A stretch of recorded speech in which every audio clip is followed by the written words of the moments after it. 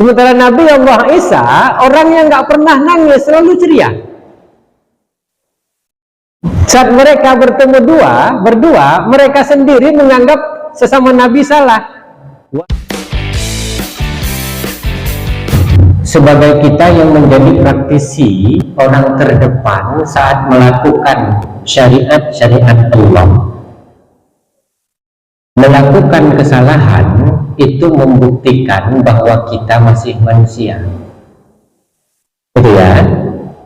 Kita di depan sebagai praktisi fikih, praktisi syariat, sebagai orang yang menjalankan syariat paling depan, entah itu para imam, entah itu para guru.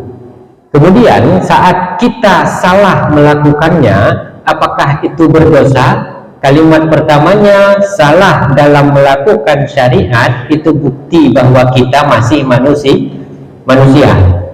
Al-insan manusia ini tempatnya lupa, dan dia adalah pelupa, sehingga namanya manusia, asal katanya nasia, lupa. Jadi secara fikih dia tidak salah. Dengan catatan kita mengakui kesalahan, mengakui kekeliruan. Udah itu saja. Mandumurun pasti salah.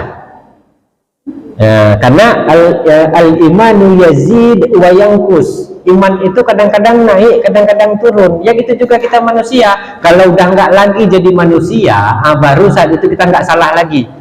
Jadi sehebat apapun para guru, sehebat apapun para ustadz, sehebat apapun para ulama, mereka tetap memiliki kesalahan. Kecuali baginda Nabi Muhammad SAW, beliau asy yang tidak lagi melakukan kesalahan. Tapi kalau kita mau sebesar apapun ulama tetap salah, minimal salah di mata umat. Minimalnya itu loh.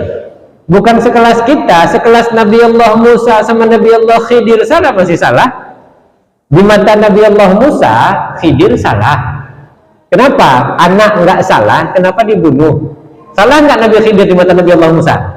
Salah. Kemudian di mata Nabi Allah Khidir, Musa salah, jadi murid kok banyak kali pertanyaan. Nah itu kan jadi masalah juga. Sehingga para nabi pun di mata mereka semuanya itu memiliki kesalahan. Sehingga masyhur kita tahu kan, perwakilan kita sebagai umat Rasulullah Muhammad SAW diisbatkan oleh Rasulullah SAW dalam kitab Sunan Ad-Darimi. Anna Nabi SAW qala, Rasulullah SAW bersabda, ulama'i ummati kal anbiya'i bani Israel. Ulama umatku itu sama seperti nabi-nabi Bani Israel. Kita petik dua nabi Bani Israel. Yang pertama namanya Isa, yang pertama namanya Yahya, yang kedua namanya Isa. Yahya itu dan Isa sepupu sebohne.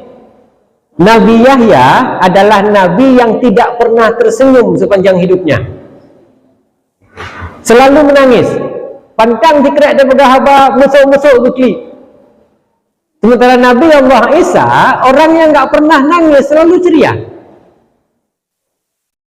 Saat mereka bertemu berdua, mereka sendiri menganggap sesama Nabi salah. Wahai Isa, kata Yahya, kamu kenapa nggak pernah menangis, selalu ceria, selalu tersenyum, seolah-olah kau tak takut dengan apa yang Allah janjikan, seolah-olah kau nggak takut menjalani hidup masuk neraka. Dijawab sama Nabi Allah Isa, wahai Yahya, aku tertawa karena aku syukur akan nikmat Allah. Lah kau kenapa nangis seolah-olah nggak dapat rahmat dari Allah, seolah-olah nggak dapat nikmat dari Allah, selalu saja menangis. Jadi mereka saja yang satu rajin ketawa, yang satu rajin nangis. Saat mereka ketemu berdua, mereka punya pembahasan sama, saling menyalah.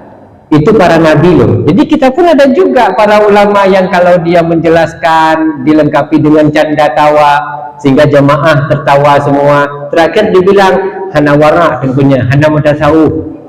Gaduh bak pegak kim wate gitu wujud. Kan kenal itu udah tahu dulu. Weh telah mohon udah tahu. Sementara yang begitu dia ngajar selalu nangis saja. Nya lagi nya dengku berat mudah tahu. Kadang tiba keburu singa tinggal ke hana patamita. Kita paham dah tahu deh. Makanya jangan jadikan sandaran kebiasaan seseorang menjadi label ilmu. Kadang yang kita anggap mutasawuf bukan mutasawuf. Macam kau maka orang tanya di Aceh, nyona tengku moto nyana harga diri. Pakai, tengku, anda mutasawuf. Kibancik kejak ngetapak 2 kilo, duit jangan ke lagi nyan mutasawuf. Bukan bergasin saja tengkunya. Ini nang tasawuf, memang salah penduduk tasawuf ni. Nah, jadi salah konsep itu yang menyebabkan salah faham. Jadi salah kita salah para guru yang penting mengakui kesalahan. Selebihnya itu bukti bahwa kita manusia. Kesalahan itulah yang Rasulullah diajarkan oleh Allah meminta, Rabbana la tu'akhidna in nasina au akhtana. Rabbana, ya Tuhan kami. Allah yang mengajarkan, ditalakikannya Rasulullah Muhammad kalau mau minta gini Muhammad, Rabbana, wahai Tuhan kami, la tu'akhidna, jangan engkau siksa kami, inna sina, apabila kami lupa, au akhtana, atau apabila kami salah. Itu cara minta Muhammad.